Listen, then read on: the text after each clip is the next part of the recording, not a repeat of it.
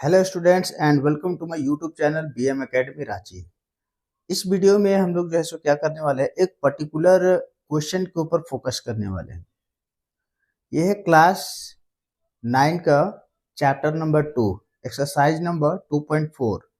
ठीक है, question number 5 का 4। ठीक है, ये पर्टिकुलर क्वेश्चन है फैक्टराइजेशन से रिलेटेड, जहां पर बच्चों को कुछ प्रॉब्लम्स हो रही थी। तो ऑन रिक्वेस्ट इसके बिहाफ में एक जो है सो वीडियो बनाया जा रहा है। आई होप आप लोगों को इस वीडियो के थ्रू समझने में हेल्प होगी। ओके, तो ऐसा है कि इस क्वेश्चन को सॉल्व करने के दो तरीके हैं, मेथड 2 है। दोनों ही मेथड इसी वीडियो में कवर करने वाले हैं। ठीक है, शायद ये आपको ऐसा कहीं देखने को मिलता होगा, बट मेरा पॉइंट ऑफ व्यू है कि दोनों मेथड से बच्चों को सिखलाना है, और जो भी मेथड बच्चे को इजी लगेगा आप उसी से सॉल्व कर सकते हैं। ठीक है, तो ये काफ़ी बेटर होगा स्टूडेंट्स के लिए भी, जो अच्छा लगे उसी को बनाना है। बट पढ़ना दोनों को है, मेरा काम है दोनों को समझाना अच्छी तरीके से, जितना हो सके समझाने का कोशिश करेंगे। और चूंकि बोर्ड का साइज थोड़ा सा छोटा है, तो हो सकता है कि कुछ इरेज करना पड़े आगे का सॉल्यूशन करने के लिए, स्पेस कम होने के कारण। तो आप लोग क्या कर सकते हैं, पीछे वाले को वीडियो पॉज करके आप लोग जो है सो उसको नोट डाउन कर सकते हैं कॉपी में, और उसके बाद फिर से आगे का आप लोग जो है सो देख सकते हैं। ठीक है, तो चलिए वीडियो को स्टार्ट करते हैं। क्वेश्चन हमारे पास दिया हुआ है, राइट डाउन किए हुए question. 2y³ plus y square plus 2y-1। ठीक है, तो यहाँ पर क्या लिखा हुआ है, ये पॉलिनोमियल है ना। पॉलिनोमियल सभी को पता है, तो ये पॉलिनोमियल को फैक्टराइज करना है। इससे पहले वाले क्वेश्चन में क्या दिया हुआ है, उसमें एक क्वाड्रेटिक पॉलिनोमियल है। ये किस तरह का पॉलिनोमियल, क्यूबिक पॉलिनोमियल है। तो क्यूबिक पॉलिनोमियल और क्वाड्रेटिक पॉलिनोमियल में क्या डिफरेंस है, तो चलिए सबसे पहले छोटा सा हम लोग डिफरेंस समझ लेते हैं। यहाँ पर क्या होता है, जो भी हमारा डिग्री ऑफ द पॉलिनोमियल होता है। अब डिग्री ऑफ द पॉलिनोमियल क्या होता है, तो यहाँ पर नया नया वर्ड्स बार बार आ रहे हैं, बट हम लोग सबको एक्सप्लेन करते हुए चलेंगे, और क्लासेस में इसके बारे में डिस्कशन काफी बार कर चुके हैं। तो डिग्री ऑफ द पॉलिनोमियल क्या होता है, किसी एक पर्टिकुलर पॉलिनोमियल में जो सबसे हाईएस्ट पावर होगा उसी को बोला जाता है डिग्री ऑफ द पॉलिनोमियल। जैसे इस पॉलिनोमियल में कंसंट्रेट करें तो यहाँ पर हाईएस्ट पावर क्या है, जैसे यहाँ देखिए y का पावर वो कुछ भी नहीं लिखा हुआ है, दैट मीन्स 1 है, लिनियर हो गया। यहाँ पर y का पावर 2 है, यहाँ y का पावर 3 है। तो यहाँ पर y का जो पावर है वेरिएबल्स का, वहां पर हम लोग देखें तो सबसे ज्यादा पावर कितना है, 3 है। तो डिग्री ऑफ द पॉलिनोमियल क्या होता है, कोई भी पॉलिनोमियल में जो सबसे ज्यादा पावर रहेगा उसी को बोला जाता है डिग्री ऑफ द पॉलिनोमियल। तो यहाँ पर 2 भी है, 1 भी है, 3 भी है, लेकिन सबसे ज्यादा पावर किसका है, 3 है। तो ये डिफाइंड करेगा हाईएस्ट पावर, इसको बोलेंगे डिग्री ऑफ द पॉलिनोमियल। और डिग्री ऑफ द पॉलिनोमियल अगर 3 है तो इसको बोला जाएगा क्यूबिक पॉलिनोमियल। क्या बोला जाएगा, क्यूबिक पॉलिनोमियल। तो चलिए देखते हैं, ये एक क्यूबिक पॉलिनोमियल। अब क्यूबिक पॉलिनोमियल को डायरेक्टली हम लोग मिडिल टर्म स्प्लिटिंग मेथड से नहीं बना सकते हैं, तो इसके लिए क्या करना पड़ता है, कुछ रूल्स होते हैं। चलिए एक एक करके हम लोग समझने की कोशिश करते हैं। जो फर्स्ट मेथड हम लोग अप्लाई करने वाले हैं वो होगा विदाउट एक्चुअली डिवीजन मेथड। ठीक है, यानी कि बिना डिवाइड किए कैसे हम लोग जो है सो इस पॉलिनोमियल का फैक्टराइजेशन फाइंड करेंगे। उससे पहले एक और हम लोग टॉपिक पे थोड़ा सा डिस्कशन कर लेते हैं।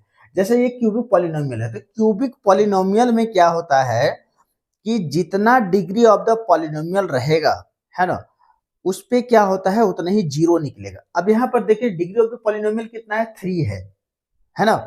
तो यानी इसका जीरो कितना निकलेगा, 3 निकलेगा। जीरो का मतलब हम लोग अगर डायरेक्टली अपने ऑन लैंग्वेज में समझे तो जीरो का मतलब होता है सॉल्यूशन, कुछ आंसर जिसका वैल्यू को इस पॉलिनोमियल में पुट करेंगे तो जीरो आ जाएगा। पूरे नंबर यहाँ पर जितने भी हमारे पास पॉलिनोमियल का टर्म्स दिख रहा है, पूरे का सॉल्यूशन कितना आएगा, जीरो आएगा, है ना। तो इसको कहा गया है जीरो। एक और भाषा में समझे तो जीरो का मतलब एक तरह से आंसर हो गया, है ना। तो यहाँ पर आंसर लेकर के आने, कितने आंसर से इसके निकलेंगे, 3 निकलेंगे। क्यों 3 निकलेंगे, क्योंकि इसका डिग्री ऑफ द पॉलिनोमियल क्या है, 3 है। अगर सिर्फ डिग्री ऑफ द पॉलिनोमियल 2 होता, जैसे ये जो हमारा पावर 3 है इसको अगर कवर कर दे, ढक दे, तो यहाँ पर जो पॉलिनोमियल हमारा बचेगा वो क्या बचेगा, हाईएस्ट पावर स्क्वायर बचेगा। तब इसको बोलेंगे क्वाड्रेटिक। और इसमें हाईएस्ट डिग्री कितना है, 2 है, तो इसका जीरो निकलेगा 2, यानी 2 आंसर निकलेगा। लेकिन यहाँ पर 3 है हाईएस्ट, तो इसका आंसर 3 निकलेगा। कैसे निकलेगा पहले वो देखना है, ठीक है। अब निकालने का कुछ तरीका होता है, तरीका क्या अप्लाई करना है, यहाँ पर देखना है जो कांस्टेंट टर्म है, कांस्टेंट टर्म में कोई भी वेरिएबल्स नहीं लगा होता है, इसका वैल्यू फिक्स होता है, इसको कहा जाता है कांस्टेंट टर्म। ओके नाउ तो हमारे पास कांस्टेंट टर्म कितना है, -1 है, दैट मीन्स 1 है। तो सबसे पहले देखना है ये कांस्टेंट टर्म का फैक्टर क्या क्या होता है, इसका हमको फैक्टर पहले देखना है। तो सब फैक्टर मतलब क्या हो गया, अब ये 1 किससे किससे डिवाइड हो सकता है, जैसे एग्जांपल मान लेते हैं, एग्जांपल अगर हमारे पास 6 है ना, तो 6 का फैक्टर क्या होगा, यानी कि 6 को कौन कौन से नंबर से डिवाइड कर सकते हैं। तो 6 1 से भी डिविजिबल होता है, 2 से भी होता है, 3 से भी होता है और इटसेल्फ 6 से भी होता है। तो इतना सारा इसका फैक्टर हो गया है ना। और यहां पर देखिए तो 1, अब 1 का फैक्टर क्या क्या हो सकता है, सोचना है, 1 का फैक्टर क्या होगा, 1 ही होगा, है ना। लेकिन 1 को हम लोग क्या करेंगे, यहां पर लिखेंगे फैक्टर ऑफ 1। तो 1 का फैक्टर हो सकता है प्लस का और माइनस का, ठीक है। यहां पर प्लस और माइनस दोनों हो सकता है। प्लस और माइनस लिखने का क्या तरीका है, तो यहां पर अगर हम लोग +1 लेकर के देखेंगे, +1 से नहीं आता है तो -1 से देखेंगे, ठीक है फैक्टर। अब इसको प्लस या माइनस से कैसे चेक करना है वो भी बतलाते हैं। चलिए यहाँ पर क्या करना है, सबसे पहले हम लोग ले लिए कि 1 का फैक्टर क्या है, +1 या -1, है ना। तो हम लोग को ऐसा मानना है कि फैक्टर जो है सो 1 है और वो प्लस हो सकता है या माइनस हो सकता है ना। तो अब हम लोग यहाँ पर क्या करेंगे कि ये जो पॉलिनोमियल है, इस पॉलिनोमियल में इस फैक्टर को यहाँ पर रख के देखना है ना।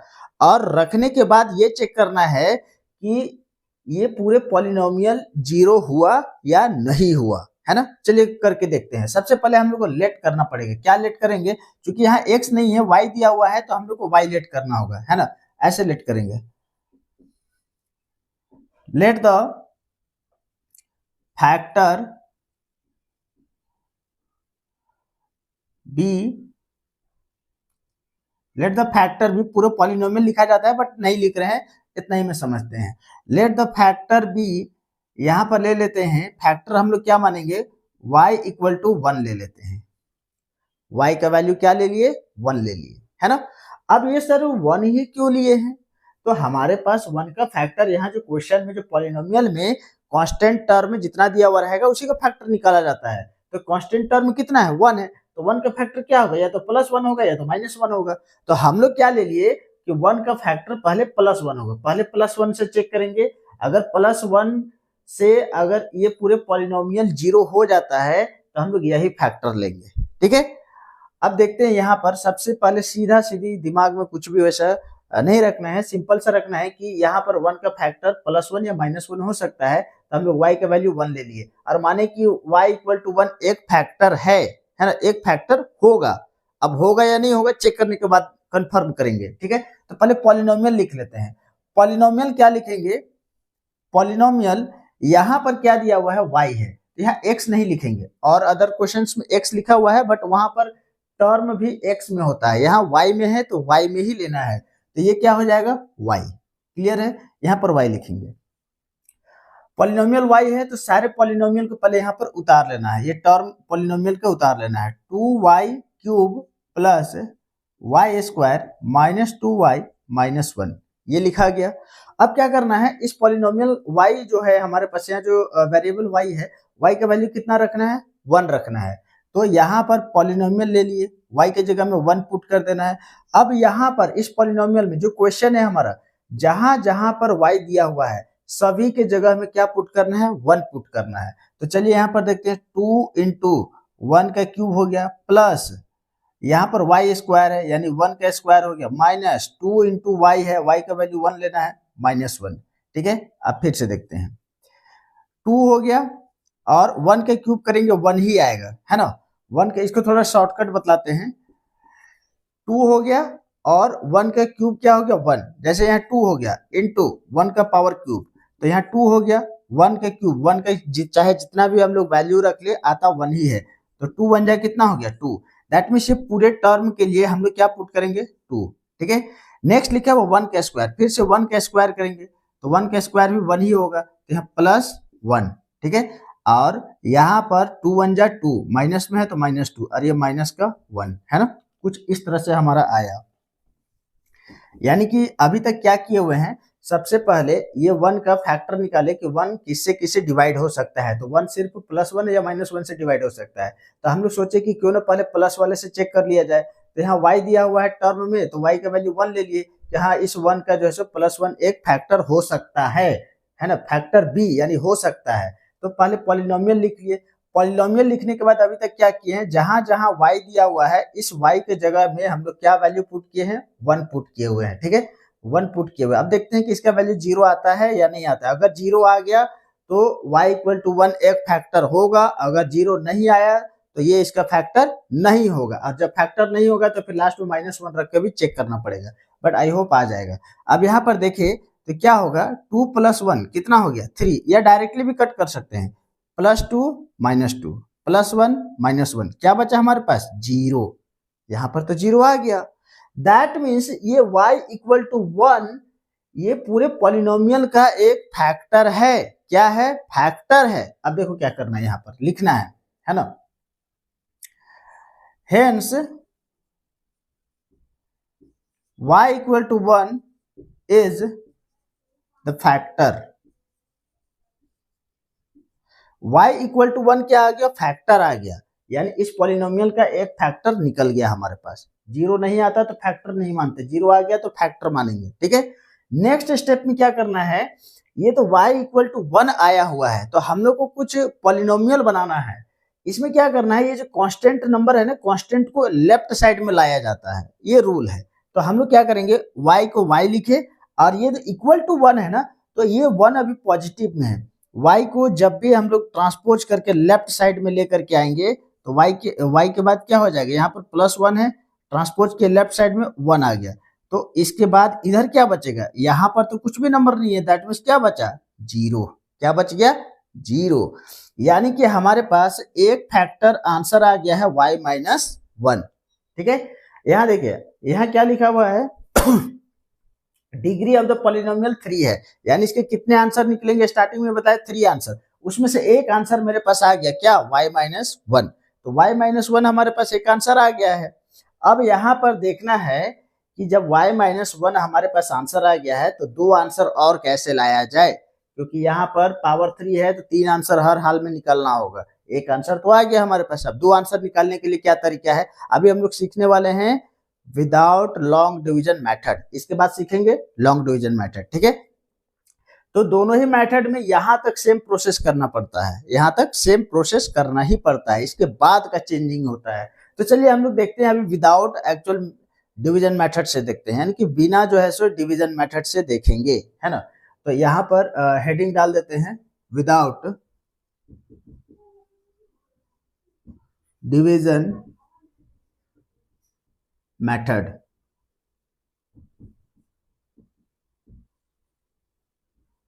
है ना। अभी हम लोग देखने वाले हैं बिना डिवीजन मेथड का किस तरह से इसका सॉल्यूशन लाया जाए और 2 फैक्टर कैसे फाइंड किया जाए। अब देखिए क्या करना है, यहाँ पर सबसे पहले जो यहाँ पर हम लोग देखने वाले हैं कि इसका फैक्टर क्या आया, 1 आया, ठीक है, 1 आया। ये तो हम लोग इधर से ला करके इसको ट्रांसपोज किए तो y - 1 एक आंसर हुआ, लेकिन एक्चुअल में फैक्टर क्या आया था, 1 आया था। यहाँ पर देखिए हम लोग y का वैल्यू 1 माने हुए थे, ठीक है। तो क्या करना है, यहाँ पर बनाने का रूल्स है, एक बॉक्स बना लेना है, रेक्टेंगुलर शेप का एक बॉक्स बना लेना है, ठीक है। थोड़ा बड़ा लिखने की कोशिश करते हैं क्योंकि आप लोग को मोबाइल में छोटा छोटा भी दिखाई देगा, तो सभी को विजिबल होना चाहिए क्लियरली।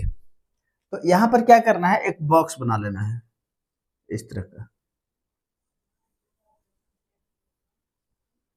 ठीक है। बॉक्स बनाने के बाद क्या करना है, अभी तक हम लोग देखे y का फैक्टर क्या आया, +1, क्या आया हुआ है +1 लिख देना है, ध्यान से देखना है इस मेथड को, है ना। यहाँ पर y का फैक्टर हम लोग लिए हुए थे +1, तो यहाँ +1 लिखे।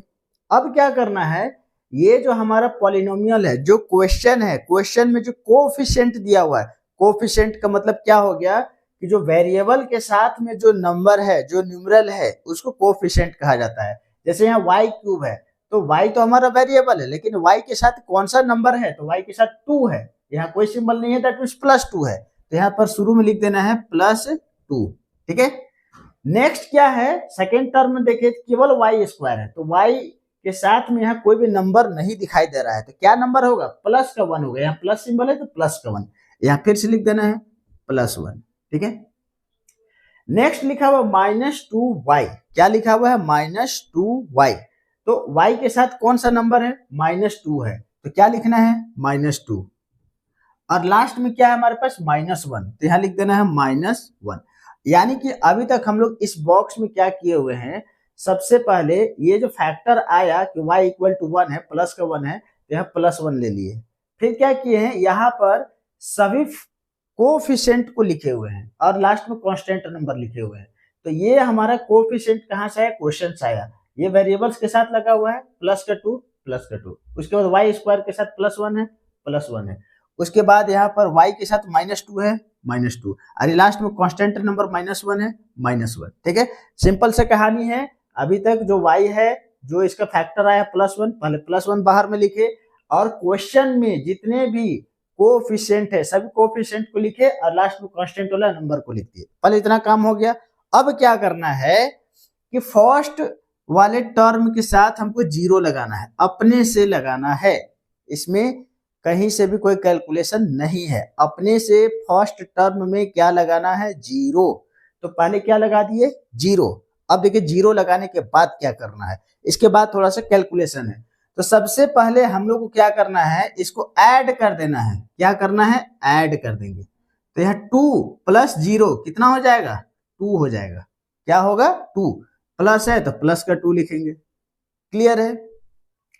सेकेंड स्टेप में क्या करना है, ये जो हमारा फैक्टर है +1 और ये अभी 2 आया, दोनों को क्या करेंगे, मल्टीप्लाई करेंगे, क्या करेंगे, मल्टीप्लाई, ठीक है।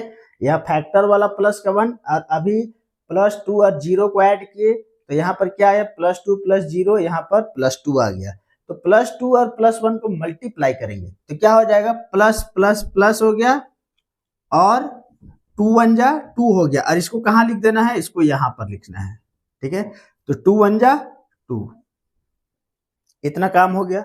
अब फिर से क्या करना है, इसको ऐड कर देना है, अब यहाँ पर देखेंगे प्लस का 1 प्लस का 2 कितना हो जाएगा, प्लस का 3 हो जाएगा, क्लियर है, काफी आसान है। सेकेंड में फिर से क्या करना है, इस फैक्टर को इस नंबर के साथ फिर से क्या करना है, मल्टीप्लाई करना है, फिर से मल्टीप्लाई करते हैं, प्लस का 1 और प्लस का 3, सबसे पहले तो सिंबल मल्टीप्लाई होता है, प्लस इंटू प्लस क्या हो जाएगा, प्लस, और इसको नेक्स्ट स्टेप में लिखना है, यहां पर लिखेंगे प्लस, ठीक है। अब नंबर को मल्टीप्लाई करेंगे, 1 × 3 यानी कि 3 1 जा 3, तो यहां पर आ जाएगा 3। अब फिर से क्या करना है, इसको फिर से ऐड करना है, क्या करना है, ऐड करना है, चलिए ऐड करके देखते हैं, यहाँ पर है -2, यहाँ है प्लस का 3, यानी -2 और प्लस का 3 ऐड करने पर क्या आएगा, है ना। तो ये जब भी दो अलग अलग सिंबल हो तो हम लोग सब्ट्रैक्ट करते हैं, यानी कि इसको अगर हम लोग सीधा लिखे ना तो ज्यादा समझ में आएगा। कैसे सीधा लिखेंगे, ये प्लस का 3 है और माइनस का 2, यानी 3 में से 2 माइनस करेंगे तो कितना आएगा, 1, प्लस का 1, है ना।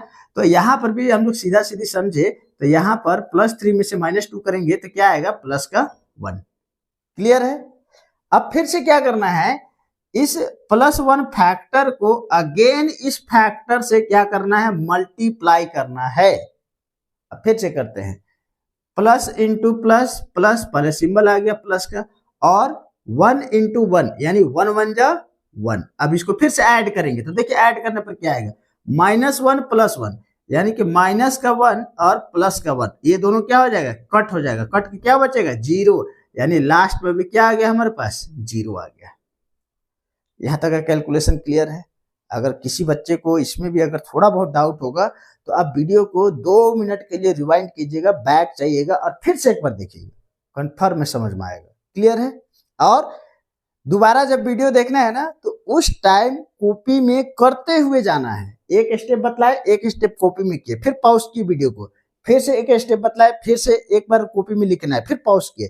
तो ऐसे करने से क्या होगा, हम भी साथ में यहाँ पर वीडियो में करते हुए चलेंगे, आप भी जैसे कॉपी में करते हुए चलेंगे, तो बड़ा मजा आएगा, सीखने में भी बहुत आसानी होगी, क्लियर है। नाउ अब इसके बाद क्या करना है, यहाँ पर थोड़ा सा समझ लेते हैं। हाँ, एक चीज और रूल होता है कि फर्स्ट में जीरो और लास्ट में जीरो आना ही चाहिए। अगर फर्स्ट और लास्ट, फर्स्ट वाला तो खैर अपने से जीरो लगाना है, ये तो आएगा ही, लास्ट में भी जीरो आना चाहिए। नहीं आया तो समझ लेना है कि कहीं ना कहीं गड़बड़ बन रहा है। दैट मीन्स हर हाल में जीरो आना चाहिए। अब क्या करना है हम लोग को कि पॉलिनोमियल बनाना है। अब पॉलिनोमियल कैसे बनाएंगे, आखिर इस नंबर से पॉलिनोमियल कैसे बनाया जाए, चलिए देखते हैं पॉलिनोमियल कैसे बनेगा। सबसे पहला काम क्या है, यहाँ पर जो पॉलिनोमियल बनेगा अब वो क्या बनेगा, क्वाड्रेटिक बनेगा। ठीक है, क्या बनेगा, क्वाड्रेटिक। क्वाड्रेटिक मतलब जिसका पावर हाईएस्ट 2 होगा उसको क्या बोलेंगे, क्वाड्रेटिक पॉलिनोमियल बोला जाएगा। कैसे बोलेंगे, यहाँ पर क्यों समझे कि सर आखिर ये क्वाड्रेटिक ही क्यों आएगा, अभी तक तो हम लोग क्यूबिक बना रहे थे, अब आप कह रहे हैं कि यहाँ पर क्वाड्रेटिक आने वाला है। कैसे आने वाला है क्वाड्रेटिक, चलिए देखते हैं उसका भी मतलब। यहाँ पर हम लोग देखेंगे जो क्वाड्रेटिक बनेगा उसमें क्या है कि लास्ट नंबर क्या आ गया, जीरो आ गया। तो लास्ट जीरो को नहीं लिखा जाता है, जीरो मतलब जीरो, उसको नहीं लिखा जाता है। तो टर्म हमारे पास कितना बचा, 1 2 3, तीन ही ना बचा। तीन में से लास्ट टर्म तो कांस्टेंट होता है। क्या होता है, लास्ट वाला कांस्टेंट। जब लास्ट वाला कांस्टेंट होता है तो y का वैल्यू कितने में लगाएंगे, 2 ही में लगाएंगे। चलिए करके देखते हैं, तब ज्यादा मजा आएगा समझने में। सबसे पहले यहाँ 2 लिखा हुआ है, पॉलिनोमियल बनाने के लिए 2 लिख देना है।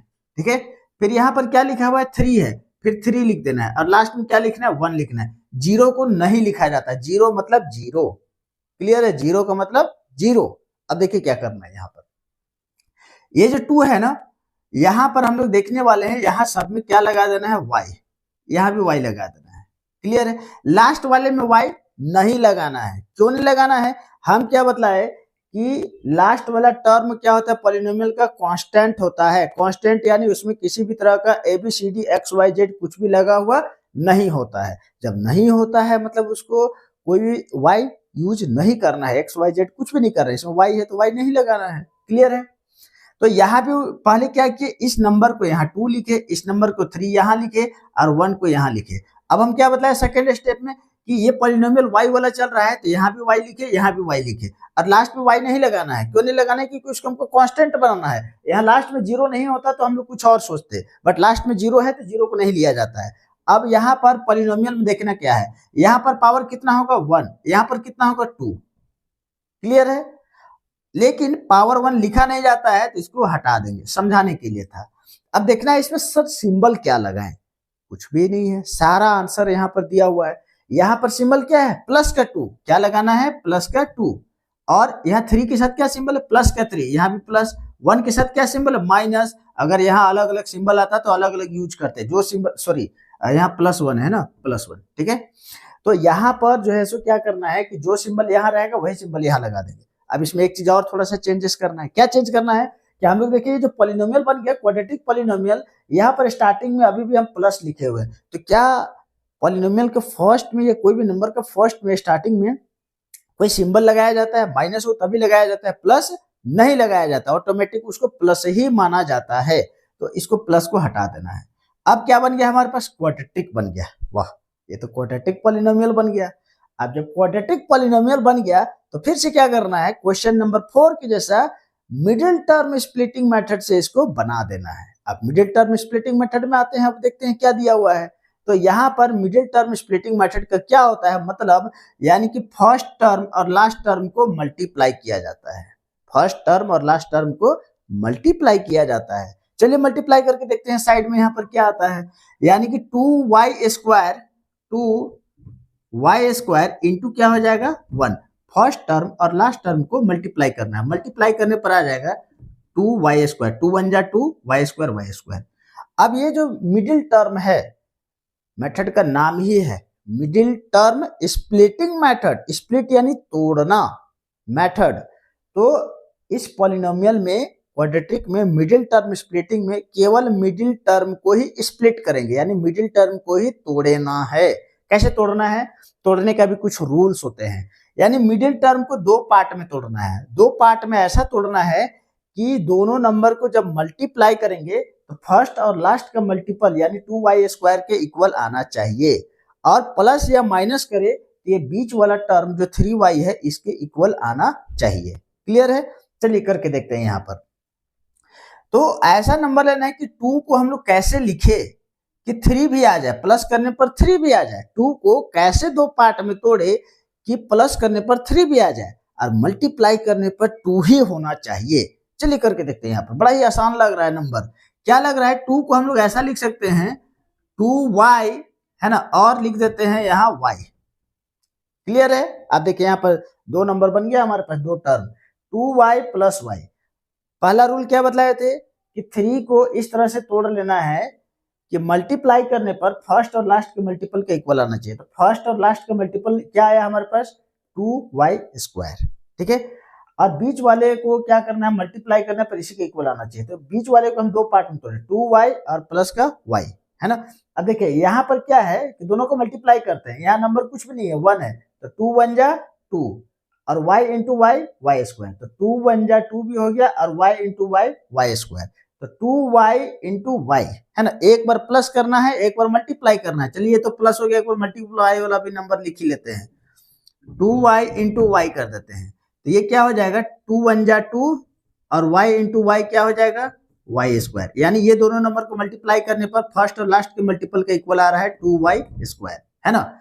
और प्लस करने पर बीच वाले के इक्वल आना चाहिए। अब देखिए प्लस भी करके देखते हैं, 2y और प्लस y, यहाँ 2y है और यहाँ 1y है, कुछ भी नहीं है, दैट मींस 1y है। तो यहाँ 2y और 1y टोटल कितना हो गया? 2 और 1, 2 और 1 3 हो गया, यानी कि 3y हो गया। ऐड करने पर भी बीच वाले के बराबर आ रहा है, मल्टीप्लाई करने पर फर्स्ट और लास्ट के इक्वल आ रहा है। तो काफी आसान हो गया बनाना। तो हमारे पास जो मिडिल टर्म टूटेगा वो किस फॉर्म में टूटेगा? 2y प्लस y में टूटेगा। चलिए इसको अब हम लोग लिख करके देखते हैं।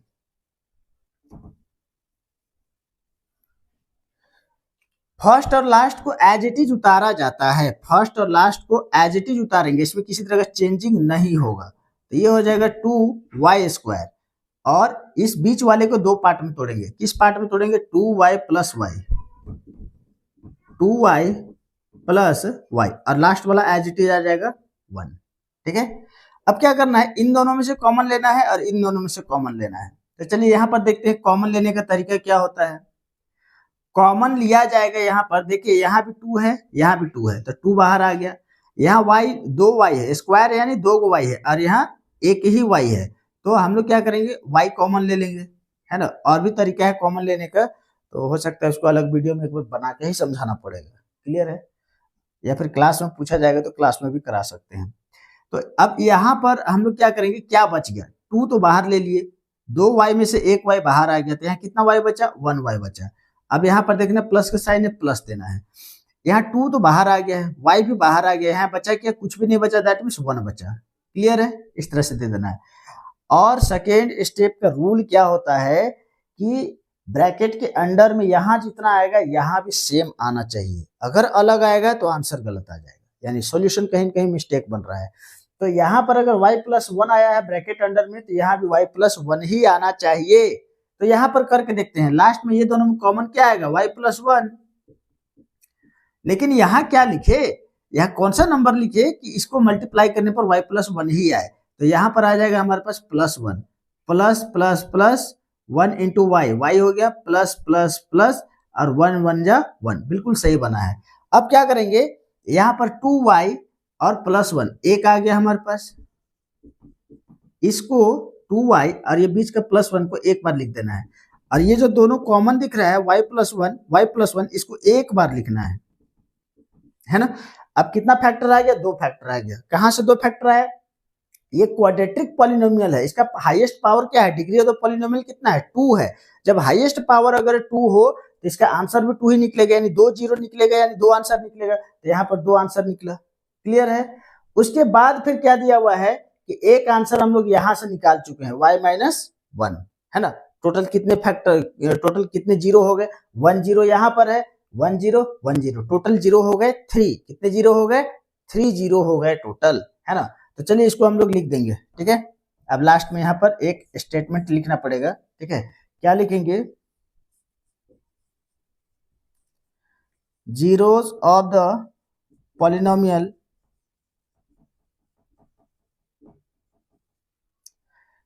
आर, कौन कौन से जीरो निकले? पहला आंसर हो जाएगा y माइनस 1, दूसरा कौन सा निकलेगा? 2y प्लस 1, तीसरा क्या आंसर निकला हमारे पास?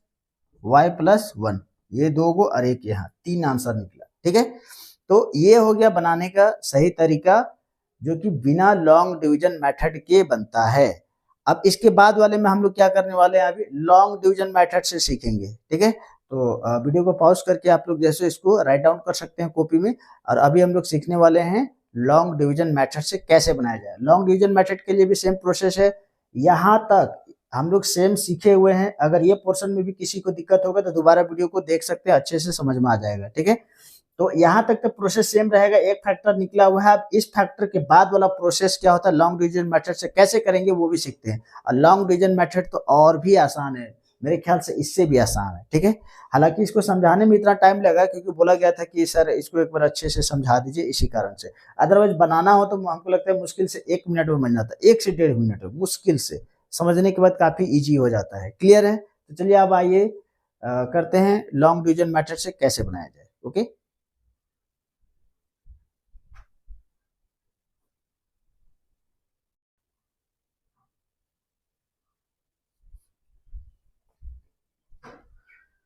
तो चलिए स्टार्ट करते हैं लॉन्ग डिवीजन मेथड से भी कैसे इस क्वेश्चन को सॉल्व किया जा सकता है ना।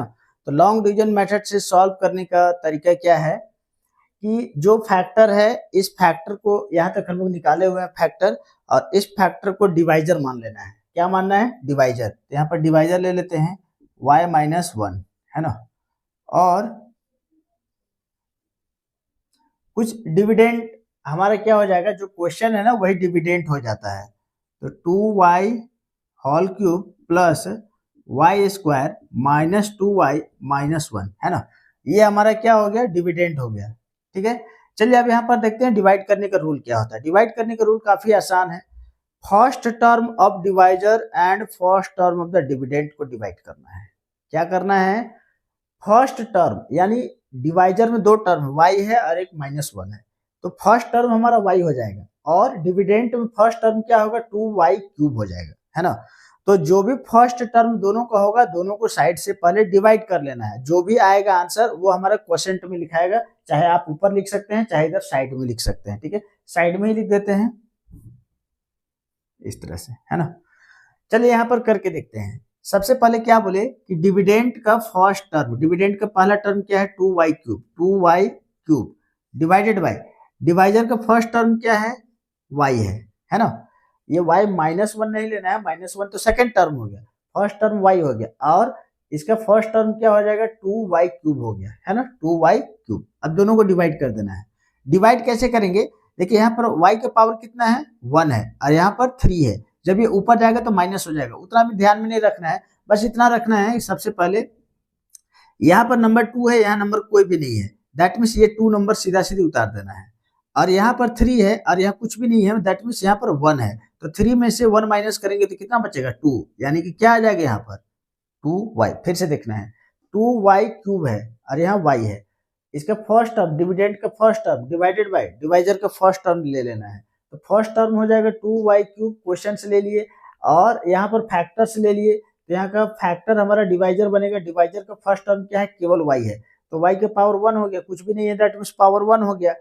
तो यहाँ पर दोनों को डिवाइड करेंगे तो यहाँ नंबर 2 है, नंबर 2 आ गया, यहाँ पर y का पावर 1 है, यहाँ 3 है, तो 3 में से 1 माइनस करेंगे तो 2 बचेगा। क्लियर है, अब ये हमारा क्वोशेंट बनेगा, क्या बनेगा, क्वोशेंट। तो इस क्वोशेंट को हम लोग यहाँ पर लिख लेते हैं 2y स्क्वायर। ठीक है, अब इसको मिटा देते हैं, इसका काम खत्म हो गया। अब क्या करना है, इस क्वोशेंट को और इस डिवाइजर को दोनों टर्म से मल्टीप्लाई करना है, दोनों टर्म से। अभी दोनों टर्म से करेंगे। सबसे पहले ये वाला टर्म इससे डिवाइड मल्टीप्लाई हो जाएगा, तो मल्टीप्लाई करेंगे तो क्या आ जाएगा, y into 2y square, y into 2y square कितना आएगा, तो यहाँ पर देखिए नंबर कुछ भी नहीं है, दैट मीन्स 2 1 जा 2, और y का पावर यहाँ 1 है, y का पावर 2 है, दोनों मल्टीपल है, तो दोनों का पावर क्या हो जाएगा, ऐड हो जाएगा। तो यहाँ हो जाएगा पावर 2, यहाँ पावर 1, 2 प्लस 1 3, यानी y का पावर 3 आ गया। ठीक है, तो यहाँ क्या लिखना है, 2y it's whole power 3, line draw कर देना है। ये तो अभी फर्स्ट मल्टीप्लाई किया, अब ये वाला को भी क्या करना है, इससे मल्टीप्लाई करना है ना। तो यहाँ पर क्या है, माइनस 1 सिंबल के साथ लेना है, माइनस 1 इंटू हमारे पास क्वोशेंट क्या है, 2y स्क्वायर, माइनस 1 यहाँ का second term minus 1, 2y² -1 into 2y², दोनों को मल्टीप्लाई करेंगे, माइनस इंटू प्लस माइनस हो जाएगा, 2 1 जा 2 आ गया और y² का y², यानी अभी हम लोग क्या लिखना है -2y²। अब देखिए यहाँ लिखने का तरीका है, यहाँ पावर है y², तो हम लोग को देखना है कि इस डिविडेंड में y² जहां होगा वही लिखेंगे, लाइक टर्म के साथ लिखा जाता है। तो यहाँ y² हो गया, तो y² यहाँ पर है, यहाँ पर लिखेंगे, क्या लिखेंगे -2y²। ठीक है, अब ये लाइन को थोड़ा हटा लेते हैं यहां से।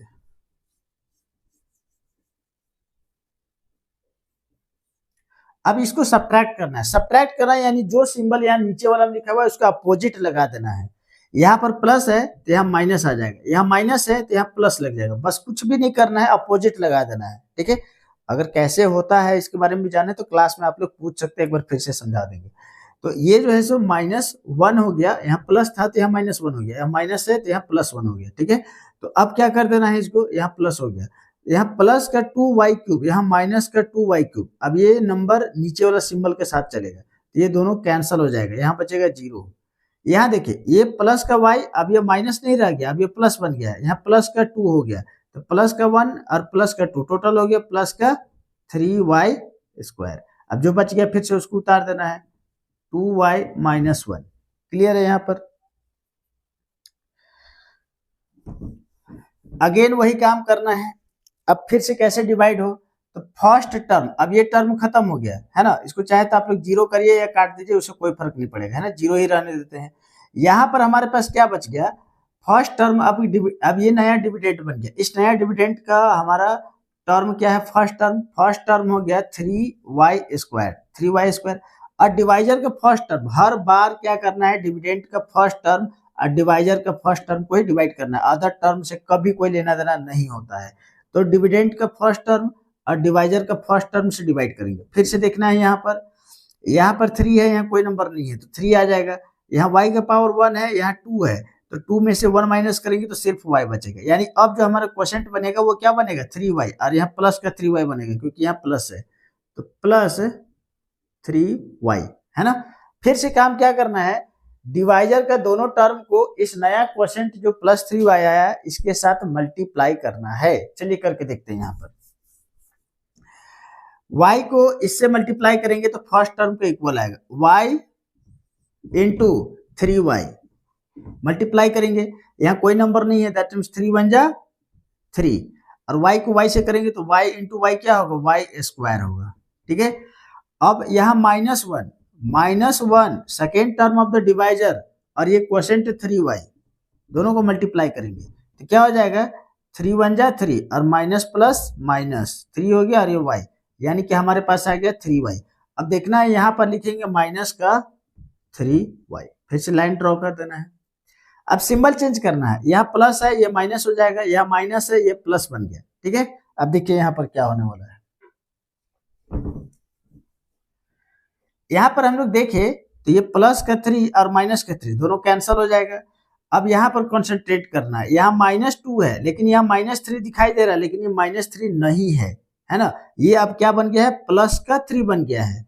चेंज करने के बाद ये -3 जरूर यहाँ लिखा हुआ है, लेकिन अब ये बन गया है प्लस का 3। तो यहाँ पर देखेंगे प्लस का 3y और यहाँ माइनस का 2y, दोनों को सब्ट्रैक्ट करेंगे तो क्या बचेगा, यहाँ प्लस का केवल y बचेगा, +1y बचेगा, लेकिन 1 को नहीं लिखा जाता है, सिर्फ 3y में से 2y माइनस करेंगे तो केवल y बचेगा। तो यहाँ पर लिखेंगे सिर्फ y, प्लस का है तो प्लस चाहे तो लिख सकते हैं, नहीं भी लिखा जाता है, प्लस नहीं लिखा जाता है, यहाँ -1 हो गया, -1। ठीक है, नेक्स्ट फिर से क्या करना है, ये अब ये हमारा डिविडेंड बन गया और ये डिवाइजर बन गया। देखिए तो ये दोनों तो इक्वल है, लेकिन फिर भी डिवाइड करना हम लोगों का फर्ज बनता है। फर्स्ट टर्म ऑफ डिविडेंड और divided by first term of divisor, दोनों को डिवाइड करेंगे तो y से y कट जाएगा, क्या बचेगा 1, यानी अब जो है सो हमारा क्वोशेंट बनेगा प्लस का 1, और प्लस का 1 से अगर कोई भी टर्म को मल्टीप्लाई करेंगे तो सेम आएगा, y -1 को मल्टीप्लाई करेंगे 1 से तो इतना ही आएगा, y 1 जा y, और माइनस है तो प्लस माइनस -1, ये कट के क्या आ जाएगा, 0 आ जाएगा, है ना। तो अब हमारे पास जो क्वाड्रेटिक पॉलिनोमियल बचा वो कितना बचा, तो ये बचा 2y², यानी जो क्वोशेंट बचा उसको लिखना है, 2y² प्लस 3y और प्लस का 1। अब फिर से वही काम करना है जो पिछला क्वेश्चन में अभी थोड़ी देर पहले किए हुए थे, इसको मिडिल टर्म से तोड़ देना है। काफी आसान है मिडिल टर्म से तोड़ना। फिर से वही कहानी है कि बीच वाले टर्म को दो पार्ट में तोड़ना है। ऐसा तोड़ना है कि मल्टीप्लाई करने पर फर्स्ट और लास्ट के मल्टीपल का इक्वल आए, और प्लस या माइनस करें तो बीच के 3y के इक्वल आए। तो हम लोग अभी देखे हुए थे कौन कौन सा नंबर देखे हुए थे, तो फर्स्ट और लास्ट को मल्टीप्लाई किए हुए थे तो 2y² आया था। और इसको क्या दो टर्म बनाए थे, 3y को दो टर्म बनाए थे, 2y प्लस y बनाए थे। प्लस करने पर 2y प्लस y 3y हो गया था, और ये दोनों को मल्टीप्लाई किए हुए थे 2y इंटू वाई, तो 2 1 जा 2 आ गया था, और y इंटू वाई y²। तो ये हमारा दो टर्म बना था 2y प्लस y, है ना। यहाँ पर अगर इसको पूरा डिटेल में समझना हो तो आप लोग जो है सो थोड़ा सा बैक आएंगे 10-15 मिनट, तो वहां पर देखेंगे ये विदाउट लॉन्ग डिवीजन मेथड वाला में ये अच्छे से समझाया हुआ है। तो ज्यादा वीडियो लंबा ना हो इसलिए थोड़ा यहाँ पर शॉर्ट किया जा रहा है, ठीक है। तो ये आ गया हमारे पास 2y²। फर्स्ट और last term as it is लिखा जाता है। बीच वाले को क्या लिखेंगे, प्लस का 2y और y। यहाँ पर 2y प्लस y 3y हो गया। मल्टीप्लाई करेंगे 2y इंटू वाई, तो क्या हो जाएगा 2y² भी आ जाएगा। अब क्या करना है, ये दोनों में से कॉमन लेना है, ये दोनों में से कॉमन लेंगे। इन दोनों में से कॉमन क्या आएगा, 2 और 2 बाहर आ गया। यहाँ 2y है, यहाँ 1y है, तो 1y तो आराम से बाहर आ जाएगा। यहाँ पर 2 बाहर आ गया, 2y में से 1y बाहर आ गया, तो क्या बचा, सिर्फ y बचा। और यहाँ पर 2y का 2y पूरे बाहर आ गया, तो यहाँ पर क्या बचेगा, 1 बचेगा, ठीक है। अब ये दोनों हम क्या बतलाए हुए हैं कि यहाँ पर का ब्रैकेट का अंदर में जो भी आया है यहाँ भी सेम ही आना चाहिए, यानी कि y प्लस 1। क्लियर है। तो ये वाला जो हमारा बनेगा यहाँ पर, यहाँ बीच के क्या बनेगा, तो यहाँ पर प्लस का 1 रखेंगे, तो इससे इस नंबर को मल्टीप्लाई करेंगे तो एज इट इज सेम आएगा। प्लस इंटू प्लस प्लस हो गया, 1 इंटू वाई वाई हो गया, और प्लस इंटू प्लस प्लस हो गया, 1 1 जा 1 आ गया। तो हमारे पास दो फैक्टर क्या निकला, एक तो ये दो ब्रैकेट में सेम है, इसको एक बार लिखना है, और एक बार जो ये बाहर है 2y प्लस 1, इसको एक बार लिखना है। 2y प्लस 1 एक बार लिखेंगे, और ये y प्लस 1 एक बार लिखेंगे, है ना। तो यहाँ से दो फैक्टर आएंगे। क्यों दो फैक्टर आया, क्योंकि ये क्वाड्रेटिक है, हाईएस्ट पावर 2 है, तो इसके दो फैक्टर आए। और एक फैक्टर हम लोग स्टार्टिंग में लिखे हुए थे y माइनस 1 इक्वल टू 0, है ना। तो तीन फैक्टर कौन से हो गए, 2y प्लस 1, y प्लस 1, और एक आ गया y माइनस 1। ये 3 फैक्टर हो गए इसके। क्लियर है। और लास्ट में फिर से वही लिख देना है, hence the factors of polynomial, ये लिखना है आर, ये तीनों को ही लिख देना है। क्लियर है। इससे पहले हम लिखा चुके इसलिए दोबारा नहीं लिखा रहा, आप लोग वीडियो को पीछे जाके देख सकते हैं। Okay, thank you.